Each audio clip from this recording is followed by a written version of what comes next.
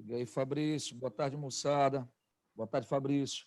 É isso aí, Fabrício. É um tema de grande relevância, não só para os vestibulares do Enem, mas se você pegar o vestibular, por exemplo, da UEMA, né, que é um vestibular próximo aí ao pessoal em Teresina, nós temos aí um tema extremamente requisitado nas provas.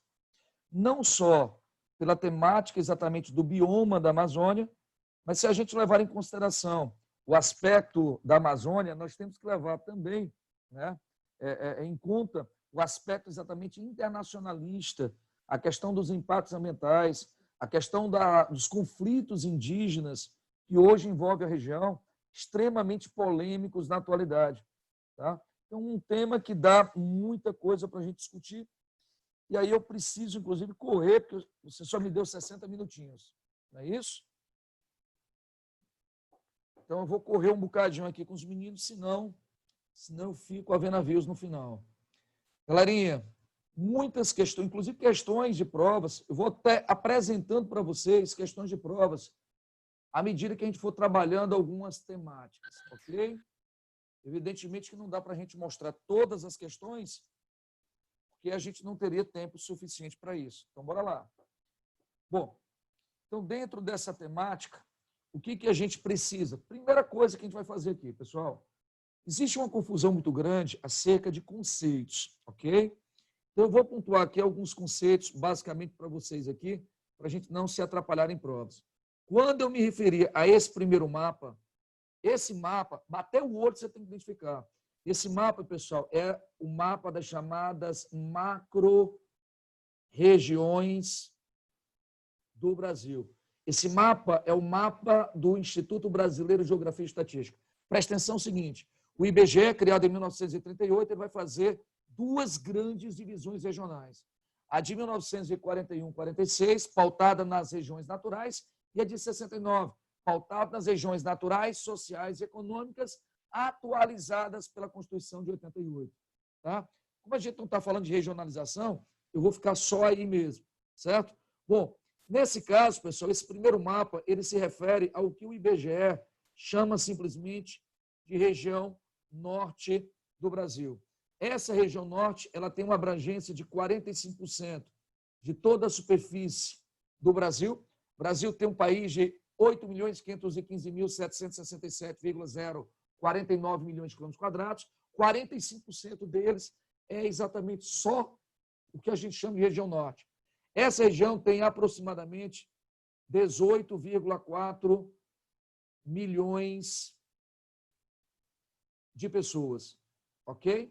Se você fizer uma divisão, você vai ver que é uma região de baixa densidade demográfica. O segundo conceito que a gente está vendo no centro, ele se refere ao conceito da chamada Amazônia Internacional. Então, essa área segunda, ela é a chamada Amazônia Internacional. Pegou esse mapa, o que você está verificando aqui? Ó? É toda a área sob influência, é toda a região diretamente sobre influência, certo? Do bioma da Amazônia.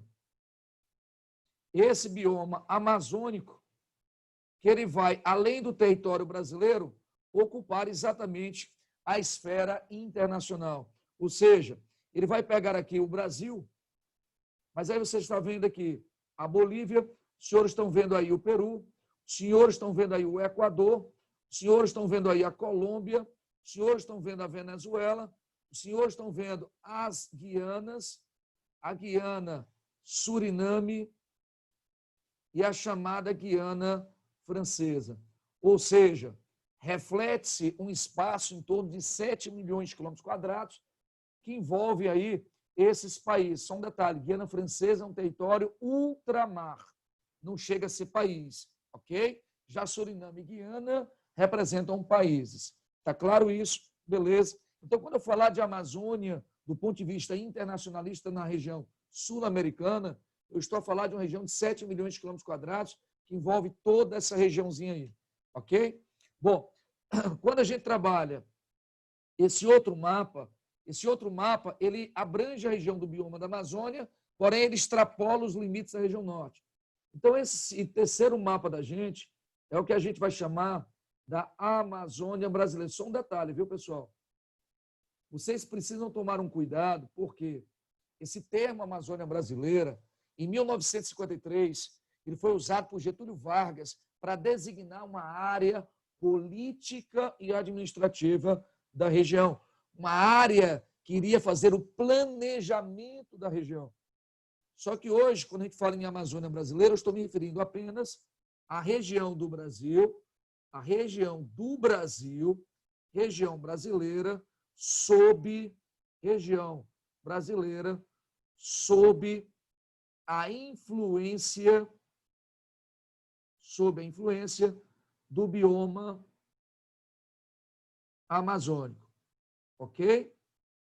Então, se você reparar direitinho nessa regiãozinha, além da chamada região norte do Brasil, vocês estão vendo um pouquinho do estado de Mato Grosso e um pouquinho do estado do Maranhão. Nesse caso, a região vai abranger aproximadamente 49% da área da superfície do Brasil. Então, essa aqui envolve aproximadamente 7 milhões de quilômetros quadrados. Está claro para vocês? Sim. Mas vamos ao que mais vai nos interessar na aula de hoje. É o conceito da Amazônia Legal, já que a aula de hoje se propõe a discutir, pessoal, os impactos da exploração e das possibilidades de exploração dessa Amazônia e os impactos que isso pode desencadear em escala global. Então, para isso, nós usamos o termo Amazônia Legal, ok? Fernandes, o que seria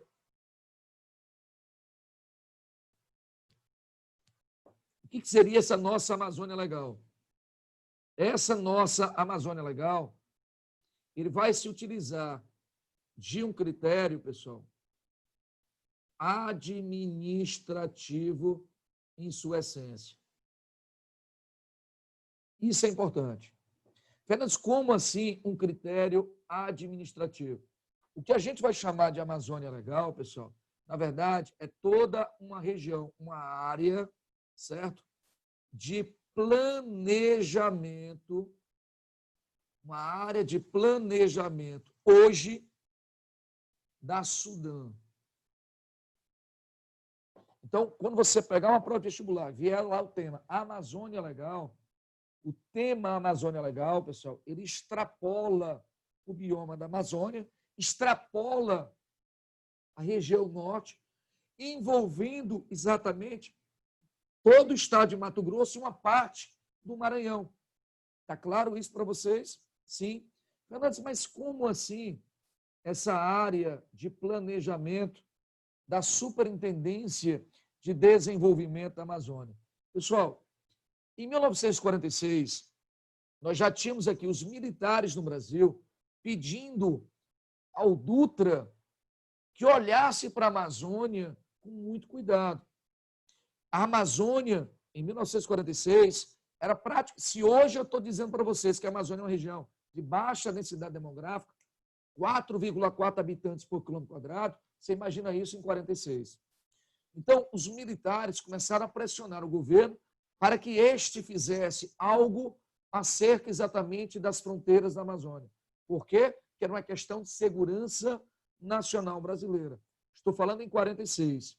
Em 1956, pessoal, um cidadão chamado Getúlio Dornelles Vargas, que volta democraticamente em 50, eleito pelo povo, ele vai em 1953, não vou botar isso agora, vou botar já já, ele criou, olha só que importante para a gente em vestibulares, ele criou a Superintendência do Plano de Valorização Econômica da Amazônia. Ficou claro isso? O SPVEA, Superintendência do Plano de Valorização Econômica da Amazônia. Guarda isso, anota isso, tá? Fernandes, então esse órgão, ele foi criado pela lei de número, certo? 1806/1953, tá? Ou seja, em 1953, Vargas criaria a Superintendência do Plano de Valorização Econômica da Amazônia. Mas qual é o objetivo do Vargas? Pensa comigo.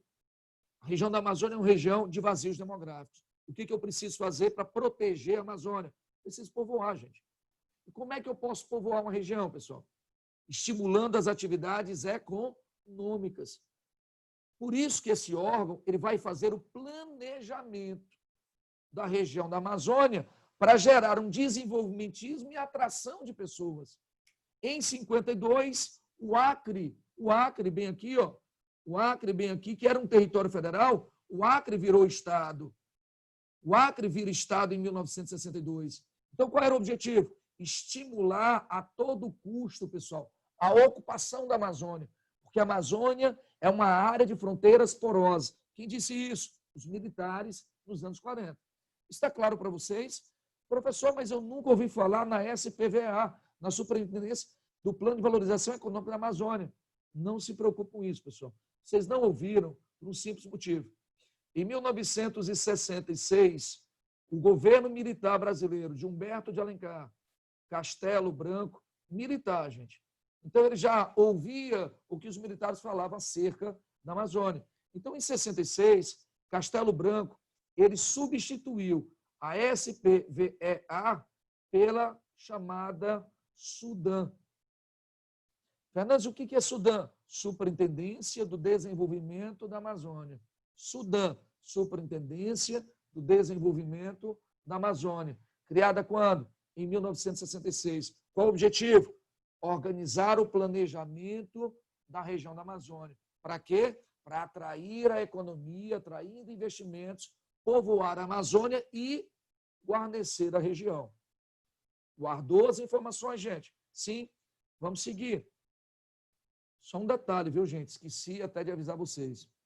Na hora que vocês precisarem, vocês dão um toque aí, abram o microfone, tirem suas dúvidas, ok? E se você quiser printar a tela, me avise, que eu dou um tempinho, você printa a tela para você, tá? Fernandes, quando a gente fala de SUDAM, Fernandes, eu ouvi dizer que a SUDAM, exatamente isso que você ouviu falar. Governo Fernando Henrique Cardoso. Pessoal, a SUDAM ela foi extinta durante o governo de Fernando Henrique Cardoso. A SUDAM, em 2001, sofreu uma série de denúncias de corrupção. Então, Fernando Henrique Cardoso tirou exatamente a SUDAM e criou a ADA. Tá? E aí veio o governo do senhor Luiz Inácio Lula da Silva, na lei de número 124/2007, e ele vai recriar a SUDAM. Então, a SUDAM existe, Fernandes? Ainda existe. A nova SUDAM do Lula, de 2007, 13 anos de atuação, diga-se de passagem. Então, quando a gente fala sobre essa organização da SUDAM, aliás, dessa Amazônia Legal, a Amazônia Legal é toda a área de planejamento, subordinada a quem? A SUDAM. Então, quem é essa área? Você vai pegar assim, olha como eu vou facilitar a sua vida. A Amazônia Legal, pessoal, ela representa toda a região norte. E 7 estados da região norte. Acre, Amazônia, Roraima, Pará, Rondônia, Amapá e Tocantins. Os 7 estados da região norte fazem parte exatamente da área de planejamento da SUDAM. Além exatamente da região norte, nós temos o estado de Mato Grosso, professor, Mato Grosso todinho, embora apenas o norte de Mato Grosso seja do domínio do bioma amazônico, todo o estado faz parte da área de planejamento da SUDAM. Ei, professor. Oi, pode falar. Essa SUDAM ela só é responsável pelo planejamento econômico. Em relação ao planejamento tipo de proteção militar, como é que ela também faz parte? Não. Eu vou falar já sobre isso para você. Você vai ter aí 3 pontos fundamentais. Você tocou no assunto, você vê como é que são as coisas, né? Eu já estava me preparando para falar sobre isso. Inclusive, veremos questões sobre isso aqui no material de vocês. Certo? Olha que pergunta legal. Provas já cobraram isso. Você tem aí, do ponto de vista da organização, da vigilância e da proteção da Amazônia, o plano Calha Norte, Sarney 85. Eu vou já mostrar o Calha Norte para vocês. Deixa eu mostrar logo, né, que você já perguntou. Bora lá. Calha Norte, pessoal, ele vai pegar toda essa área aqui de terras. Esse é o programa Calha Norte. Mas qual é o objetivo do Calha Norte?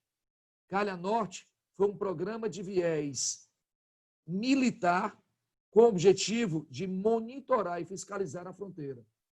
Então, aqui os senhores terão um programa Calha Norte, inclusive com um problema seríssimo na época da demarcação das terras Macuxi e Yanomami, 2010, Roraima, Lula.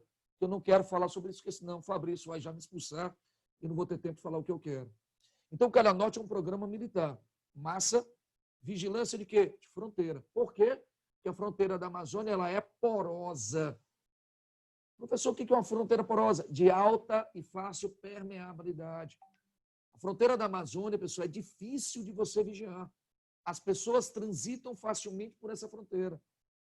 Então, o governo vai criar em 85 um programa militar para a gente vigiar, né, essa fronteira. Perfeito? Além do programa Calha Norte, os senhores verão o programa CIVAM, Sistema de Vigilância da Amazônia, a partir exatamente de satélites. Professor, a partir de quando começou a funcionar o CIVAM? Agosto de 2002. Aí você tem o programa CIVAM, foi desenvolvido durante o governo do senhor Fernando Henrique Cardoso, e o CIPAM, que é o Sistema de Proteção da Amazônia. O sistema de vigilância, ele usa vários satélites para fazer o monitoramento em tempo real da Amazônia brasileira como um todo. E aí ele vai dar a gente todo, em tempo real, tudo aquilo que vem a partir exatamente desse monitoramento de desmatamento da Amazônia, de queimadas, de entrada de pessoas ilegais. E ele passa isso ao governo federal. E aí o governo federal aciona o CIPAM. CIPAM é o Sistema de Proteção da Amazônia, onde nós temos a Polícia Ambiental, Polícia Federal, Exército Brasileiro, para combater os problemas. E hoje a gente fala sobre CIVAM-CIPAM, cobrindo todo esse espaço da região da Amazônia brasileira. Ok? Tranquilo isso? Professor, essa região da Amazônia brasileira é uma região extremamente, né, em termos de fronteira, porosa, uma fronteira de fácil permeabilidade. A galera entra com muita facilidade. Ficou claro isso para você? Respondida a sua pergunta? Sim. Respondido, professor. Obrigada. Pronto, de nada. Bora lá, certo? Então, quando a gente trabalha essa estrutura, nós temos ainda o Maranhão. Diz, professor, todo o estado do Maranhão faz parte da Amazônia Legal? Não. No caso do Maranhão, especificamente, foi traçado um meridiano, e aí esse meridiano,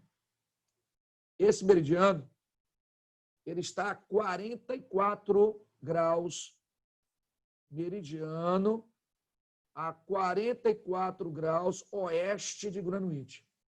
Então, se eu pegar o meridiano 44 sobre o Maranhão, a parte oeste é a área exatamente de ação da Sudã, ok?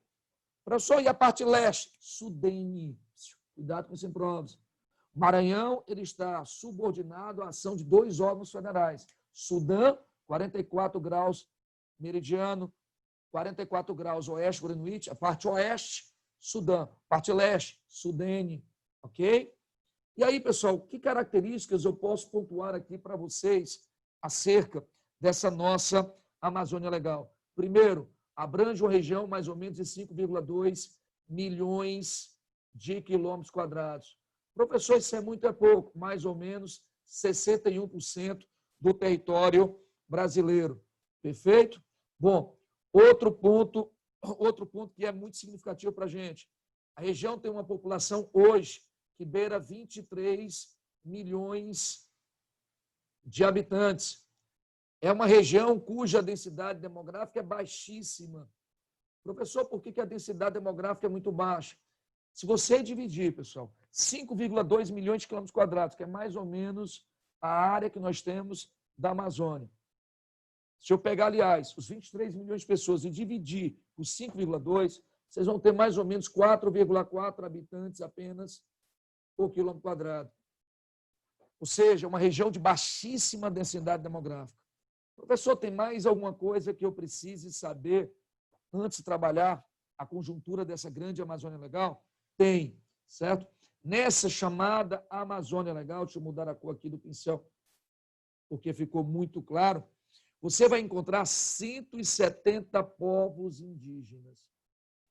Os senhores têm mais ou menos, pessoal, 400 mil índios. Isso representa quase a metade de todos os índios recenseados em 2010 pelo IBGE. O IBGE diz que nós tínhamos quase 815 a 820 mil índios no Brasil. Metade desses índios moram nessa região. Nessa região, nós temos catalogadas 379 terras indígenas. Professor, por que isso é tão importante? Pessoal, no ano em que o presidente Jair Bolsonaro discute exatamente, certo? Discute exatamente a abertura do garimpo em áreas indígenas, isso se torna significativo. Só para você ter uma noção da brincadeira. 190 dessas terras indígenas apresentam interesses da mineração. Ou seja, mais da metade das terras dos índios da Amazônia brasileira interessam diretamente à mineração. Ou seja, existe um sério problema que nós temos nessa região de conflito de interesses pautados exatamente na economia. Essa fronteira da Amazônia, ela tem 11,5 mil quilômetros quadrados. Só para você ter noção da brincadeira. Toda a fronteira brasileira tem 23 mil quilômetros quadrados. Então, isso coloca para a gente a região da Amazônia como uma grande área estratégica econômica, estratégica social, estratégica militar no Brasil. Até aqui, pessoal, alguma dúvida? Tranquilo? Posso avançar? Bora lá. Está aí uma questão, eu disse a vocês que nós teremos questões sobre isso. O mapa abaixo retrata um projeto chamado Calha Norte, que foi estabelecido nos anos 80, precisamente em 85, governo Sarney, para deixar já o registro para vocês. Professor, então, 85, Sarney. Oi, pode falar. A Zona Franca de Manaus também foi um projeto da Sudam para povoar essa região? Zona Franca de Manaus, 1967. Para a Zona Franca de Manaus, o governo militar do Brasil, ele criou a SUFRAMA, Superintendência da Zona Franca de Manaus, que estava subordinada à Sudam. Portanto, faz parte do projeto da Sudam. Bem lembrado, mas a gente vai tocar nisso mais de frente, mas muito bem tocado. Perfeito? Exatamente esse raciocínio. Tá? Agora, importante, programa de quem? Militar. Presta atenção que eu vou já chegar lá, gente. Vocês vão entender como isso é importante na conjectura que nós temos da Amazônia hoje. Então, professor, oi. Rapidão. Então, o projeto da Sudam era povoar a região e preservar os minérios, no caso. Não, preservar não. O projeto da Sudam inicialmente era o quê? Era desenvolver projetos que tivesse uma exploração econômica e que pudesse subsidiar o povoamento da região. Na época, imagine o seguinte, eu estou nos anos 60. Você vai ter exatamente o projeto de desenvolvimentismo sustentável em 92. Aliás, o conceito de desenvolvimento sustentável surgiu no relatório Nosso Futuro Comum em 87, contemplado pela primeira Conferência Ambiental do Brasil, tá? Que foi a terceira mundial em 92, a ECO 92, Rio de Janeiro. Entendeu? Ficou claro isso? Ficou sim, professor. Obrigado. Agora, se você me perguntar se hoje a Sudam tem esse interesse, show. É exatamente o objetivo hoje.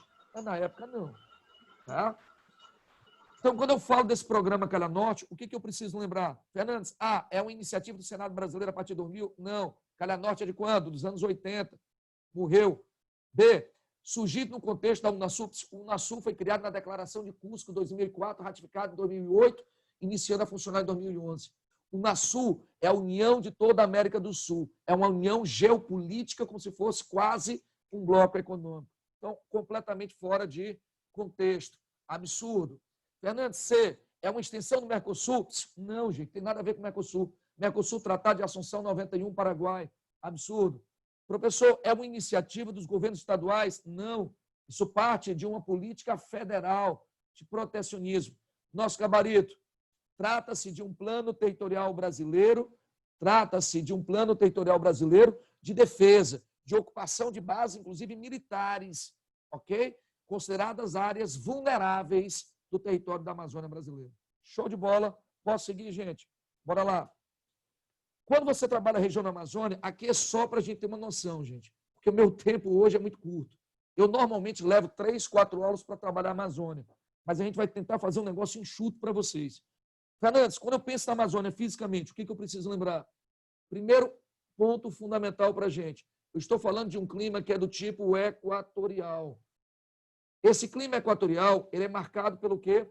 Altas médias térmicas anuais. Clima tropical equatorial, altas médias térmicas anuais, em torno de 25, 26 graus. Segunda característica, alta taxa de umidade. Alta taxa de pluviosidade. De todos os climogramas que os senhores encontrarão no Brasil, esse é o de maior índice de pluviosidade. São chuvas regulares, onde nós teremos um período de chuvas, onde nós teremos uma quantidade de chuva superior a 2.000 milímetros em média, ok? Fernandes, e por que chove tanto? Por que esse clima é tão quente? Aqui vocês têm uma região de baixa latitude, próxima, portanto, ao Equador, entre 5 graus e 16 minutos, que é o ápice do Brasil, em Roraima, certo? Monte Caburaí, até mais ou menos a latitude 10, 12 graus, onde você tem um bioma da Amazônia. Fernandes, o que mais que eu preciso lembrar? Nós temos nessa região uma forte ação de duas massas de ar ao longo do ano. A ação da massa equatorial continental, que atua muito na Amazônia Ocidental, certo?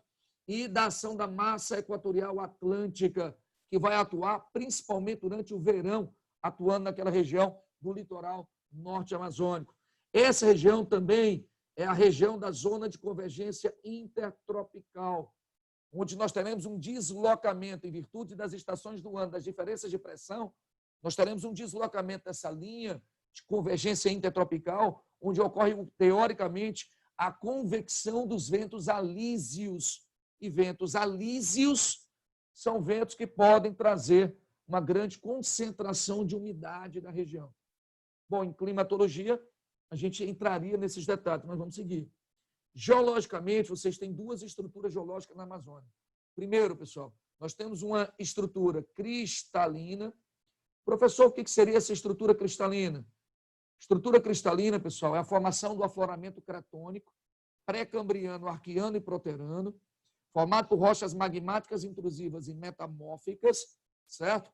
Aonde nós teremos baixa permoporosidade, baixa permeabilidade e baixa concentração de lençóis freáticos, ressalva-se em regiões de falhas geológicas, porém, todavia, é onde nós iremos encontrar importantes depósitos metálicos. Eu estou falando de Amazônia, nióbio, ouro, manganês, hematita, magnetita, tabirita, siderita, piritas, bauxitas, estanho. Tudo isso é encontrado porque eu tenho uma estrutura o quê? Cristalina, proterozoica. Tá? Isso aí a gente não tem tempo para discutir. E temos aqui ainda as chamadas bacias sedimentares. Professor, não é só uma. Pessoal, a gente normalmente aglutina tudo na bacia amazônica, mas eu posso subdividir a formação dessa bacia amazônica em 3 momentos. Bacia do Acre, Solimões e Amazônica. Mas não vem ao caso aqui. O que interessa para a gente quando eu falo de uma estrutura amazônica sedimentar? Me interessa falar para vocês que é uma estrutura estratificada, portanto, formada por camadas, consolidadas a partir da era paleozoica, onde nós temos uma alta permoporosidade, formação de lençóis freáticos aquíferos, como o alter do chão, olha o potencial, ser sedimentar, e uma área onde nós teremos recursos energéticos. Professor, recursos energéticos. Que recursos energéticos eu tenho aqui, Fernandes? Recursos energéticos, como a gente vai ver aqui, o carvão mineral, desculpa, região da Amazônia não, sedimentar você tem carvão mineral, mas na Amazônia não tanto, mas eu tenho grandes reservas de gás natural, como aquelas exploradas, inauguradas em 2009 em Coari, margem direita do Médio Amazonas, e o petróleo. Professor, petróleo na Amazônia, certo? Inclusive, recentemente cobrado no vestibular aqui, a foz do Rio Amazonas muito rica em petróleo, mas o IBAMA barrou a exploração. Enfim. E que tipo de relevo eu vou ter aqui? Se eu pegar a classificação do professor Jurandir Ross, 1988, 89, a divulgação, Os senhores terão as unidades de número 1, certo? 5 e 6. Professor, o que é isso? 1, Planalto Amazônia Oriental, estrutura sedimentar. 5 e 6, Planaltos residuais. Residual norte amazônico e residual sul amazônico. Se eu pegar nas áreas ainda do Jurandir Rossi as depressões, depressão de número 12, 13 e 14. Depressão da Amazônia Ocidental, depressão marginal norte amazônico, depressão marginal sul amazônico. E temos ainda a grande planície amazônica. Então, essas seriam as unidades de relevo. Normalmente, eu mostraria para vocês o perfil da região e as características, mas, enfim, vamos seguir. Quando eu falo sobre o bioma, eu tenho a bacia amazônica. Professor, bacia amazônica, maior bacia hidrográfica do mundo em volume d'água, maior bacia hidrográfica do mundo em extensão territorial. Essa bacia hidrográfica tem sua nascente na Cordilheira dos Andes, no Peru, e sua foz na Ilha de Marajó, formando tanto o estuário como formando os deltas. A região da bacia amazônica, ela tem um regime misto, térmico-pluvial e térmico-nival, certo? Ou seja, depende das chuvas e do derretimento das neves. O que me interessa dizer para vocês, o rio Amazonas, aí é um detalhe de vestibulares, o rio Amazonas, ele é predominantemente de planície. Rio Amazonas, ele é planície. Agora, a bacia do Amazonas é planáltico. Professor, onde é que tu quer chegar? Eu vou lhe dizer. O rio Amazonas, ele é estupidamente navegável. Mas a bacia hidrográfica, os afluentes, principalmente da margem esquerda, que descem do divisor de água do Planalto das Guianas, e da margem direita, que desce o Planalto Central, formam grandes desníveis, o que aumenta o potencial hidroelétrico. E aí eu vou lhe dar uma dica bacana. É a bacia de maior potencial hidroelétrico do Brasil. Anote. Professor, é a bacia que mais tem usina hidrelétrica? Eu disse que é a de maior potencial. Só que esse potencial será subaproveitado. Ponto. Tá?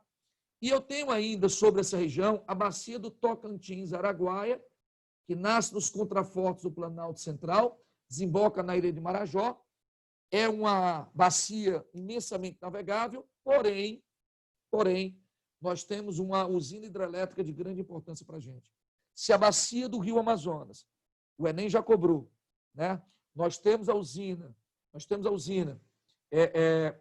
de Balbina, nós temos a usina para ser construída, a usina de Belo Monte, extremamente polêmica, uma usina fio d'água. Nós temos na bacia do Tocantins-Araguaia a usina de Tucuruí, construída para abastecer o programa Grande Carajás, maior usina hidroelétrica 100% brasileira. Meu Deus do céu. Olha como às vezes as questões são cruéis com a gente. Maior usina 100% brasileira. Por quê? Itaipu, criada por Stroessner e Mendes em 73. Ela é a maior usina da América, segunda maior do mundo, mas ela é binacional. Enquanto Itaipu tem 14,4 mil megawatts de potencialidade, Tucuruí, pouco mais de 8,3 mil megawatts de potencialidade. Ficou claro para vocês isso, gente? Sim. Bom, essas duas professor, Oi, pode falar. só repita bem aí, essa usina de Tucuruí, ela é importante Ela é exclusivamente brasileira.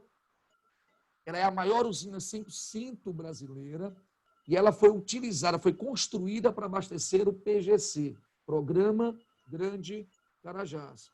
Ela foi construída no estado do Pará para que as máquinas pudessem escavar e tirar a hematita, magnetita, itabirita, manganês da Serra dos Carajás. Está claro isso? Professor, Tá ok. o senhor pode falar de novo aqui sobre essa classificação de Jurandir Rossi, do relevo? Posso. Jurandir Rossi, cara, ele utiliza aerofotogrametria nos anos 70, imagens aéreas, e remonta uma classificação de relevo. Dos anos 40 de Haroldo de Azevedo, dos anos 60, a classificação do Aziz Nassib. Ele dividirá o Brasil em 28 unidades geomorfológicas, onde você tem uma predominância quantitativa de planaltos e depressões, 11 e 6 planícies, e ele vai ter uma predominância em áreas de planaltos. Ele reduz a planície amazônica em 95% do seu tamanho original, e aí ele faz uma classificação, pessoal, onde nós temos 3 táxons ou níveis. O que é isso? Do número 1 ao 11, quando você pega um mapa do Jurandir Rossi, do número 1 ao 11, tudo é planalto. Tudo é planalto. Então, ele fez o primeiro critério geomorfológico, definindo se era planalto, planície ou depressão. O segundo nível dele é o geológico. Por exemplo, 1, 2, 3, planaltos sedimentares. 4, 5, 6, planaltos sedimentares com intrusões cristalinas. 7, 8, 9, são áreas que nós temos de dobramentos antigos no Brasil. 10 e 11, estruturas cristalinas. Entendeu? Então, planalto número 1, planalto Amazônia Oriental. 2, planalto Chapada dos Veadeiros do Meio Norte. 3, planalto Chapada dos Veadeiros do Paraná. 4, planalto Chapada dos Parecis. 5, planalto residual Norte Amazônico. E aí vai. Certo? São 28 unidades. Então ele classifica o relevo da Amazônia predominantemente sedimentar, não, né? Você falou aí? Oi? Ele classifica o relevo da Amazônia predominantemente o quê? É predominantemente, aí você está falando quantitativo ou qualitativo? Quantitativo. Quantitativamente, eu tenho planaltos da Amazônia Oriental, planalto residual Norte Amazônico, planalto residual Sul Amazônico. São 3 planaltos. Eu teria aqui 3 depressões e uma, ou seja, na questão da Amazônia eu tenho 3 planaltos, 3 depressões e uma grande planície. Ah, entendi. Entendeu? Valeu. Obrigado. Digamos. Fernandes, e os solos da Amazônia, pelo amor de Deus? Na região 1, que é o Planalto da Amazônia Oriental, nós temos os latos solos. Latos solos são solos de grande profundidade formados pelo intemperismo químico, certo? Bom, nessa área 5 e 6, nós temos o que eu vou chamar de neossolos litólicos, solos rasos, tá? Mas também eu encontro solos argilosos vermelhos na região. Na área que eu vou chamar aqui de área 12, que é a depressão da Amazônia Ocidental, nós encontraremos argissolos, solos argilosos. 13 e 14, teremos também argissolos, mais os latossolos. Professor, o que são os latossolos? Solos profundos. E a área de número 23, que representa a grande planície da Amazônia, os senhores vão encontrar os gleissolos, que são solos hidromórficos, portanto, alagados, com as cheias do rio. Encontraremos também solos fluviais, chamados de neossolos flúvicos, aluviais. Ok, gente? Beleza. Eu só sinto uma pena a gente não ter tempo, porque, como eu estou dizendo, são 3, 4 aulas. Tá? E, professor, esses latossolos, eles são eluviais? São eluviais. Eluvial. O que é um solo eluvial? O que é um solo eluvial? Solo eluvial, ele é o solo formado sobre a rocha matriz. Ele é um solo formado na própria localidade. Ele é um solo autóctone. Enquanto os solos aluviais são solos formados pelo transporte de sedimentos.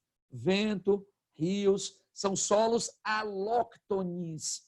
Então, no caso dos latossolos, predominantemente, eles são solos eluviais ou autóctones, ok? Massa. Agora, são solos formados por intemperismo químico, são solos profundos, intensamente lixiviados, com um grande processo de laterização. São, em geral, solos pobres em nutrientes. Tá? Infelizmente, é isso. Então, floresta amazônica, Fernandes.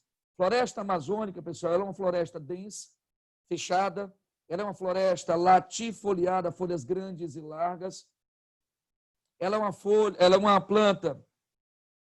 planta heterogênea, grande biodiversidade, é a maior biodiversidade do planeta que nós temos nessa região. Elas são perennifoliadas, folhas perenes e constantes. São formações que nós temos. Elas são umbrófilas, ambientes umbrófilos. Professor, o que são os ambientes umbrófilos? São plantas sombreadas, de baixa estratificação na Amazônia. Nós temos plantas heliófilas, plantas de elevada estratificação, que precisam de alta luminosidade. Elas são umbrófilas, plantas pluviais, e também são plantas que se adaptam a ambientes de alta umidade. Portanto, serão plantas também onde a umidade é excessiva. e aí a biodiversidade vai florescer. Está claro? Perfeito. Bom, sigamos o raciocínio.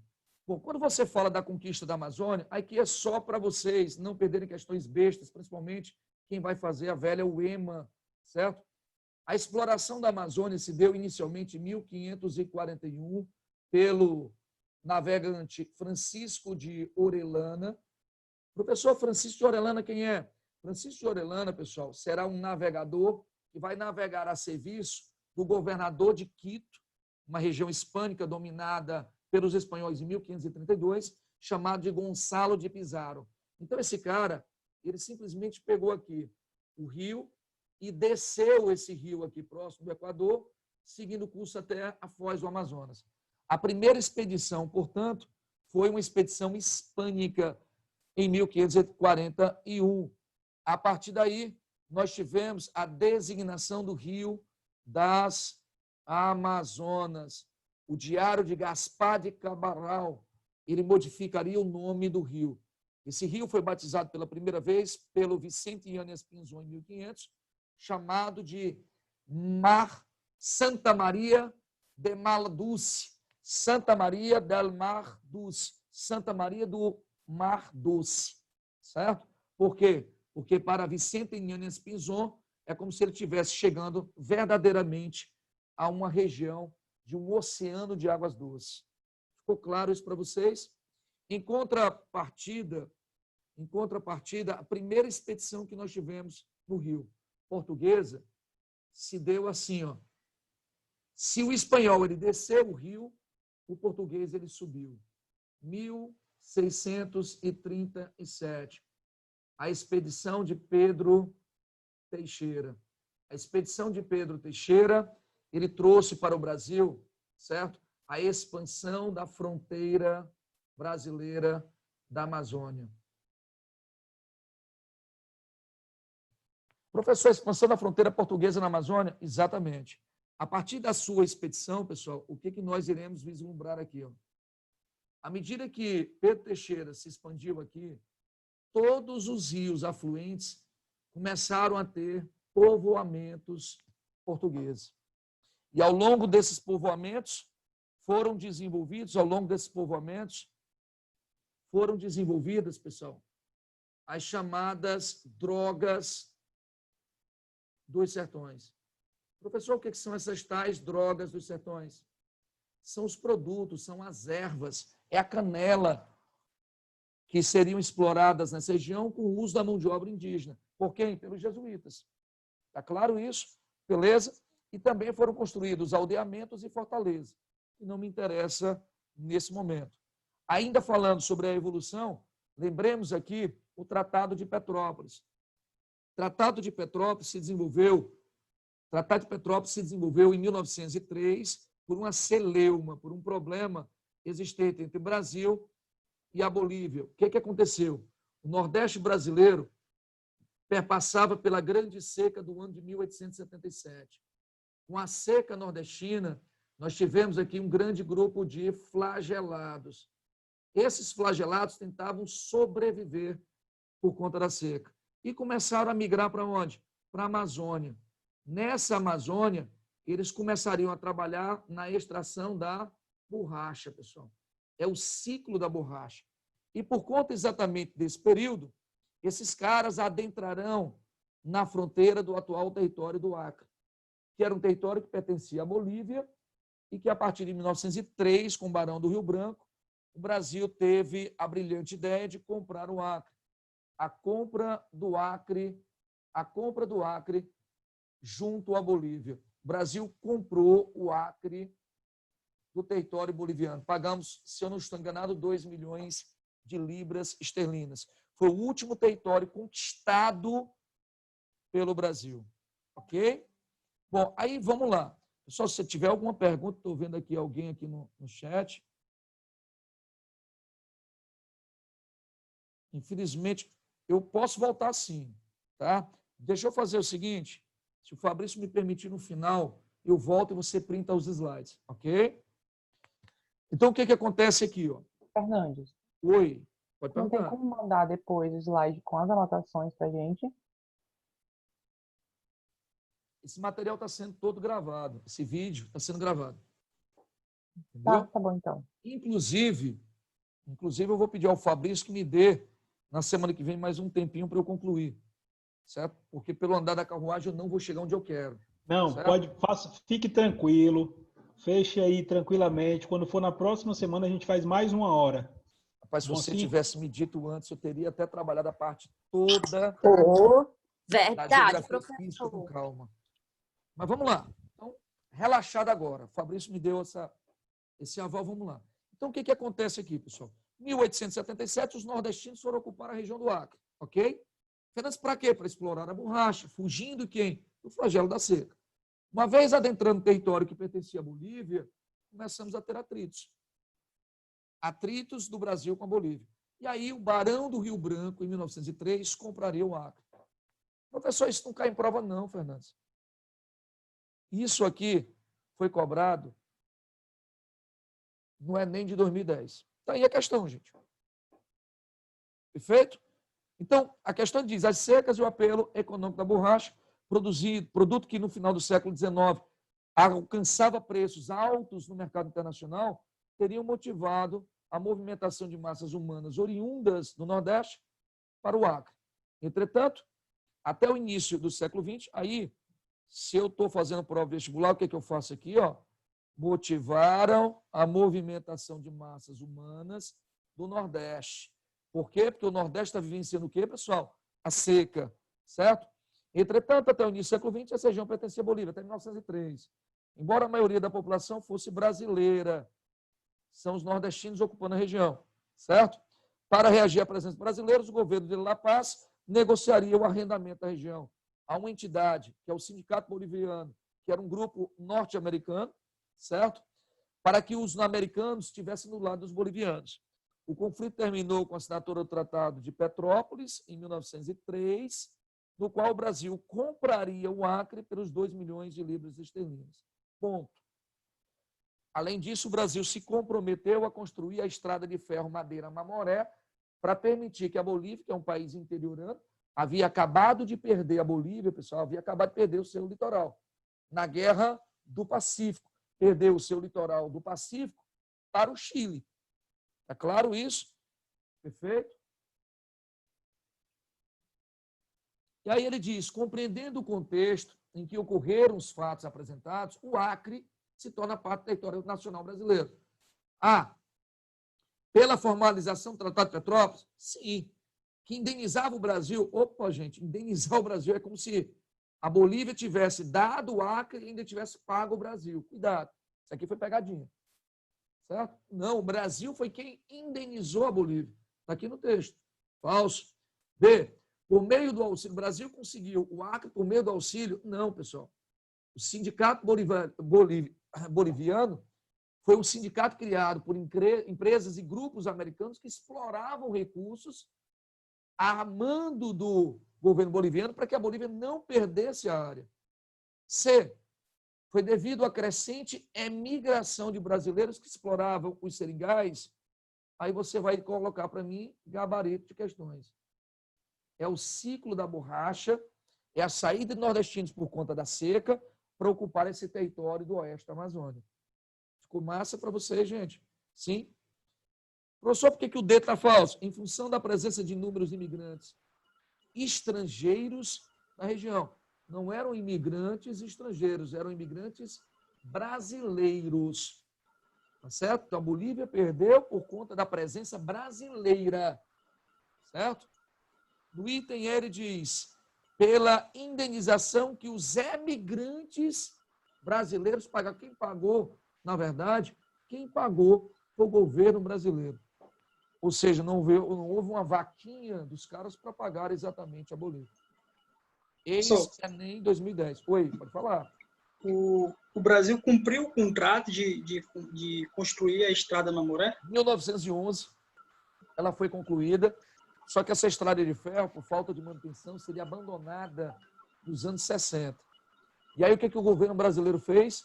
Construiu uma nova ferrovia, na verdade completou a ferrovia, interligando a província de Santa Cruz de la Sierra na região, aliás, a província se chama Santa Cruz, mas a cidade de Santa Cruz de la Sierra, na chamada meia-lua boliviana, até o Porto de Santos, São Paulo, para que a Bolívia escoasse sua produção pelo Porto de Santos. Mas o Brasil honrou o compromisso, mas o próprio governo brasileiro, por falta de manutenção, praticamente abandonaria essa grande estrada de ferro. E a Bolívia voltaria a ser um estado interiorano. Ok? Beleza? Alguma pergunta, alguma dúvida, gente? Está ficando claro? Vocês me desculpem, até aquela correria na parte natural, mas é porque eu tinha que correr, porque eu só tinha 1 hora para dar tudo isso. Posso avançar? Tranquilo? Bora adiante. Bom, aí cheguei onde eu queria. Aí é uma questão interessantíssima para a gente. Aí nós temos uma questão muito importante a ser debatida. 1964, os militares chegaram ao poder. Apenas o que muda nessa questão da Amazônia com os militares no poder? Então, os militares, desde 46, com o governo de Eurico Gaspar Dutra, pressionavam o Estado para fazerem políticas para a ocupação da Amazônia por questão de segurança nacional. A partir de 64, além dessa questão da segurança nacional, o Estado via a Amazônia com 3 viés. Era a ocupação da Amazônia por questões políticas, segurança nacional, era a questão da ocupação da Amazônia por questões demográficas, que eu vou já explicar para vocês, a questão do esvaziamento de tensões sociais e questões econômicas. Bora lá. Mas o que eu preciso, na prova vestibular, entender quando a gente falar sobre a Amazônia do Brasil a partir do governo militar? Se eu não estou enganado, o Enem chegou, inclusive, a cobrar uma questão desse naipe recentemente. Então, quando eu penso politicamente na região, eu estou a pensar numa questão de segurança nacional. Primeiro passo, questão de segurança nacional. Resguardar o território brasileiro para a nação brasileira. Ok? Beleza? Então, é a questão de segurança nacional. Primeiro ponto. Segundo ponto importante, certo? Era fazer o guarnecimento, era guarnecer a fronteira do Brasil. Fronteiras consideradas mortas ou porosas. São esses termos que vocês vão encontrar em provas. Mas por que a fronteira é morta ou porosa? Porque nós temos uma floresta densa, fechada. Tão fechada, pessoal, que até o satélite tem dificuldade em cobrir a região da Amazônia. Então, por essas áreas, fica muito fácil. Nós temos tráfico de drogas, invasões de territórios, contrabandos. Está claro isso? Show. Terceiro ponto fundamental para a gente pensar. O Exército, ou seja, o governo militar brasileiro, queria exercer o chamado poder nacional, o exercício do poder nacional na fronteira. Ou seja, cara, eu preciso ocupar a Amazônia urgentemente. É uma questão de segurança nacional. Preciso guarnecer para que a gente possa exercer o nosso poder em toda essa região limítrofe da Amazônia. Está claro para vocês? Como eu disse, essa fronteira da Amazônia tem 11,5 mil quilômetros quadrados. Ok? Então, só povoando a região que eu conseguirei exatamente vigiar, monitorar a área. Sigamos. Nós temos um segundo ponto no governo militar, que era a questão demográfica. Qual era o principal objetivo dos militares quando se fala da demografia e da ocupação da Amazônia do ponto de vista demográfico? Era exatamente, pessoal, conduzir, a ideia seria conduzir os excedentes demográficos de outras regiões. Professor, não entendi essa parte. Ok. 1956,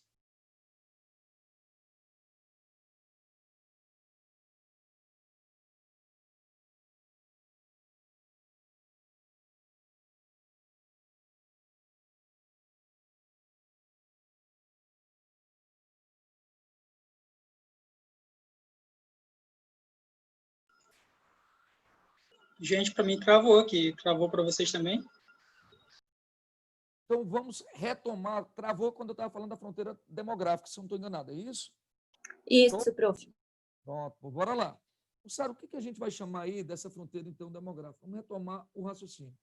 Então, qual era o objetivo que os militares tinham nesse momento? Nesse momento, pessoal, os militares tinham um objetivo muito claro. Qual era o objetivo dos militares? Era exatamente deslocar os chamados excedentes, deslocar os excedentes de outras regiões. Eu vou dar o exemplo que eu estava falando para vocês sobre o Nordeste. Se você pegar o Nordeste brasileiro, 1956, nós tivemos a Liga Camponesa Nordestina. O que foi a Liga? A Liga foi um movimento social agrário que lutava exatamente em prol de uma reforma agrária. Em 56, um advogado pernambucano chamado Francisco Julião, juntamente com um cara chamado Zezé da Galileia, entraram na justiça e conseguiram conceder a reforma agrária em prol dos camponeses. Então, houve uma reforma agrária em prol camponesa. E aí, o que aconteceu logo em seguida, pessoal?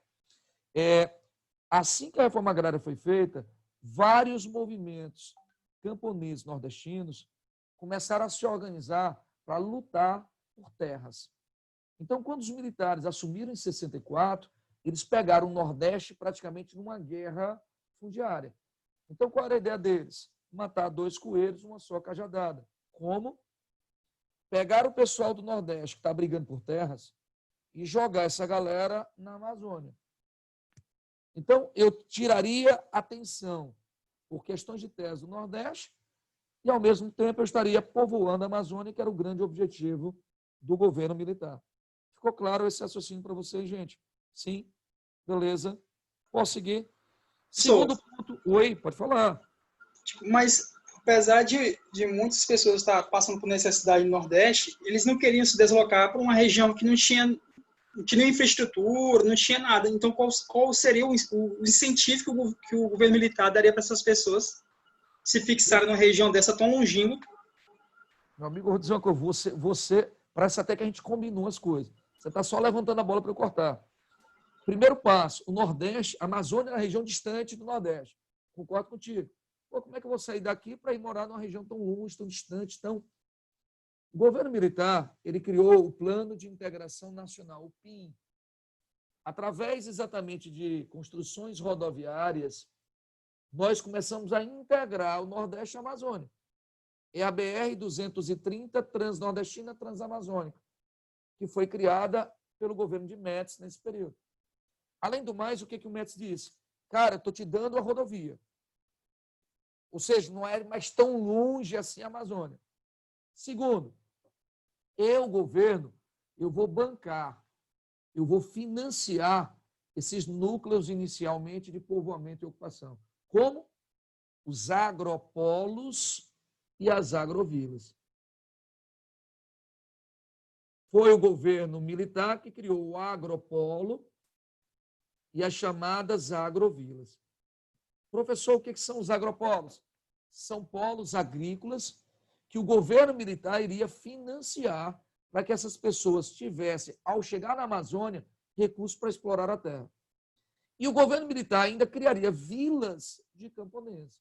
Eu estou dando um incentivo, um estímulo para essa ocupação inicial, respondendo exatamente a tua pergunta. Ok? Beleza? Bom, a partir de 1974, as condições demográficas mudarão. Em 74, pessoal, o Médici já saiu, eu já estou no governo de Geisel. E aí, Geisel, pessoal, com relatórios preliminares do projeto Radam Brasil, o que ele fez? Caracas, o Brasil é muito rico geologicamente.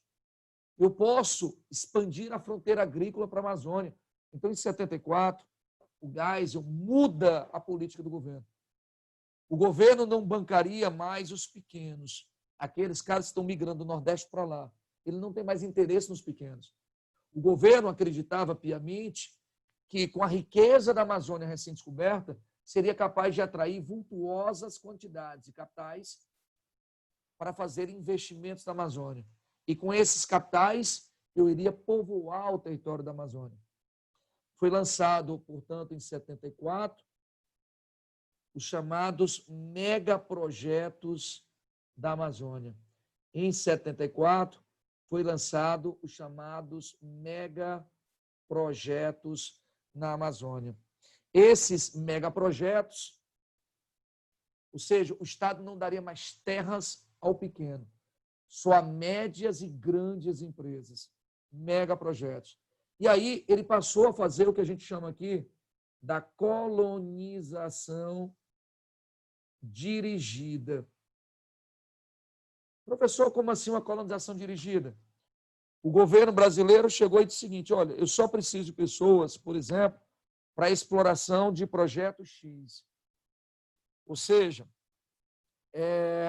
no estado do Amapá, nós tivemos um projeto chamado de Projeto Jari, que foi desenvolvido por um multimilionário norte-americano a partir de 67. Esse projeto Jari, ele explorava o caulim e a madeira para exatamente mercados externos. Então, eu precisava de pessoas para fazer exatamente o corte da madeira e explorar o minério de caulim da região. Então, dentro dessa proposta, o Estado apenas estimularia pessoas para irem para áreas em que ele tinha interesse. Ficou claro isso? A gente chama esse processo de colonização dirigida do Estado. Ok? Ao mesmo tempo, Fernandes, como é que o Estado vai estimular as fronteiras, né, de ocupação? Primeiro, eu passo a atrair capitais estrangeiros, a atrair investimentos estrangeiros, a atrair investidores internacionais, atrair os investimentos estrangeiros. Investimentos estrangeiros. Mas como é que a gente vai atrair esses caras? É bem fácil, pessoal. É divulgar exatamente a grande riqueza mineral da Amazônia. Como, por exemplo, a descoberta da Serra dos Carajás. Ela foi descoberta em 67 por um geólogo brasileiro chamado Breno dos Santos, mas que estava naquele momento a serviço de uma empresa norte-americana chamada United States Steel. Ok? Então, eu preciso atrair esses capitais, esses investimentos. Segundo ponto fundamental nessa construção dessas fronteiras amazônicas seria atrair os capitais para o setor da mineração. Professor, e era tanto assim projeto?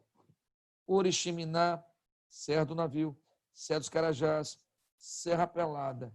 Só naquele momento de início final dos anos 70 e início dos anos 80. Hoje, a exploração do nióbio, entendeu? Beleza? Bom, Fernandes, o que mais que eu tenho aí?